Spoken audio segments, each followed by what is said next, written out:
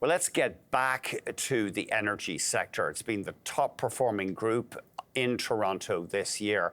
However, oil stocks, if you look at the TSX Energy Index, still down significantly from 2014 highs, the last time oil was at $100.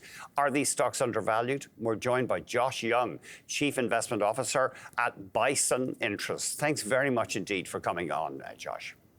Thanks for having me. And so just remind us, you're based in the States, but you do a lot of investing in Canadian energy shares? Yeah, I do a lot of cross-border investing, so both in U.S. oil and gas companies as well as in Canadian.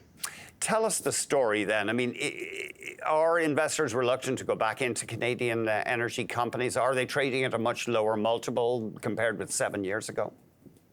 Yeah, so U.S. and Canadian oil and gas companies are both trading at much lower multiples than they used to.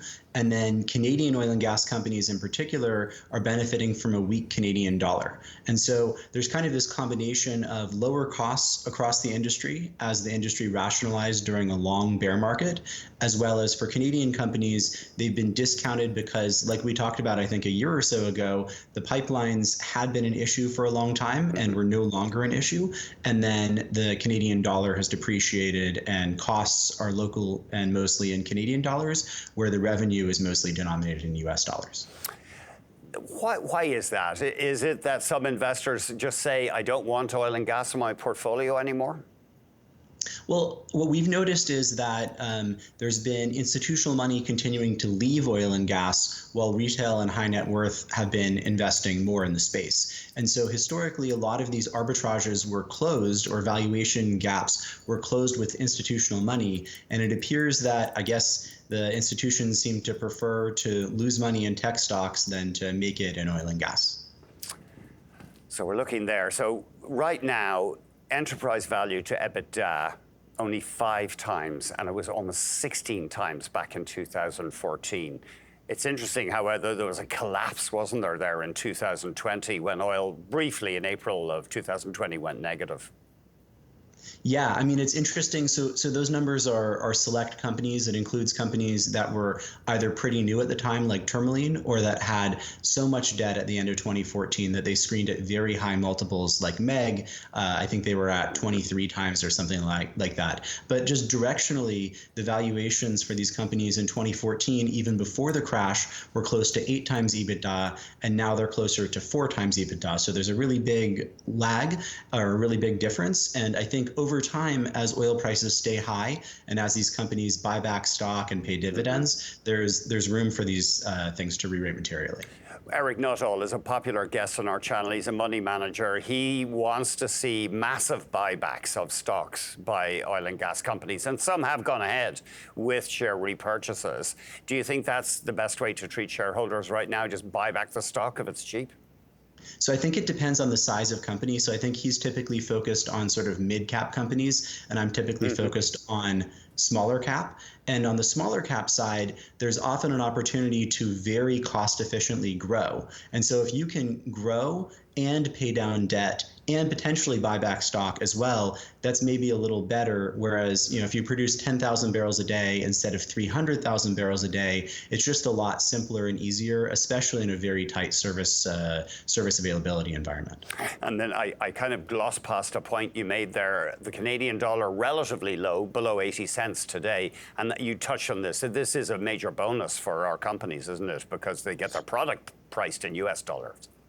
Yeah, it's a big bonus, and combined with the availability of pipeline and crude by rail transport, along with some additional takeaway for natural gas, I mean, this is a position that's materially better for Canadian oil and gas companies than it was in 2014. So things are actually, they're not just equivalent with the stocks at half the multiple, they're actually better. And I think people just don't understand this. And it's something in talking with US investors, it's really just not, I think people should be more aware of this. And again, it gets solved through, on the small side, companies growing, as well as across the board, companies paying dividends and buying back stock. Let's gallop through a few stock ideas you have, and I'm sorry, we're tight for time. Baytex, you like the look of that one? Yeah, I mean, they have the best oil field in North America. Everyone loves the Clearwater, and anyone that loves the Clearwater should really love Baytex. And they're growing a lot while spending within essentially their budget. And so, I mean, it's great relative to its peers, and it's great relative to US companies of a similar size. And they could get relisted on the NYSE, you think? Yeah. I mean, I think they will eventually, and that's a great opportunity for them to get compared. They have some US assets too, and it's a great opportunity for them to get compared to similar sized US companies. And they have great capital efficiency, and they're buying back stock. And so I think they might actually want to buy back a bunch of cheap shares and then potentially relist to get that revaluation up. And then finally, let's combine these two ideas. Journey and SandRidge both look like promising natural gas plays. Yeah, so they're both unhedged, liquids-rich natural gas plays. Journey has a little bit more liquid, SandRidge a little less. And so people think that they have low-quality assets because their margins were poor and because they used to have a lot of debt. In one case, the company has a lot of net cash. In the other case, they're on track to pay off almost all of their debt this year. And so you can take away that problem, and then as natural gas prices are higher, and NGL prices are higher, their margins actually expand quite a bit. So they start to look like better businesses with higher quality assets because their margins expand so much from higher natural gas and NGL prices. And then so you kind of take away these two really big negatives, similar with Baytex, where when they went from being considered over-levered to under-levered, their stock was able to re-rate materially. I think there's room for both of these companies and other similar ones that are exposed to liquids-rich natural gas to be able to re-rate materially from here. Josh, thank you very much indeed. Thank you. Josh Young, Chief Investment Officer at Bison Interests.